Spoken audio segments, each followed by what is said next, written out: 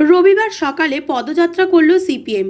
হুগলি জেলার গোঘাট 2 নম্বর ব্লকের শ্যামবাজার পঞ্চায়েতের অন্তর্গত শ্যামবাজারে পদযাত্রা করল সিপিএমের নেতা কর্মীরা। তাদের এই পদযাত্রায় মূলত কারণ হলো সর্বনাশা কৃষি আইনের প্রতিবাদে জোরালো আওয়াজ তুলে পদযাত্রা করা। সিপিএমের কর্মীরা উপস্থিত ছিলেন গোড়াইচাঁদ ঘোষ, সত্যসাধন ঘোষ, অরুণ পাত্র, গোলাম ইমাম সহ অন্যান্য নেতৃত্বরা। কিসের জন্য পদযাত্রা করছে?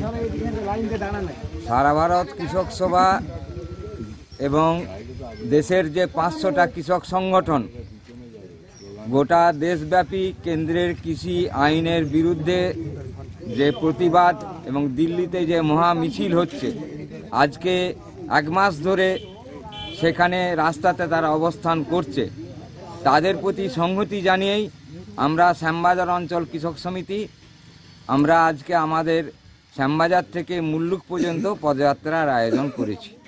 কতজন কর্মী আছে আজকে আপনাদের? আমরা 70-75 জন কর্মী আমরা আজকে মিছিল করছি। হুগলি থেকে মিরাজুল মল্লিকের রিপোর্ট, নিউজ বাংলা 24x7, সবার সাথে সবার পাশে।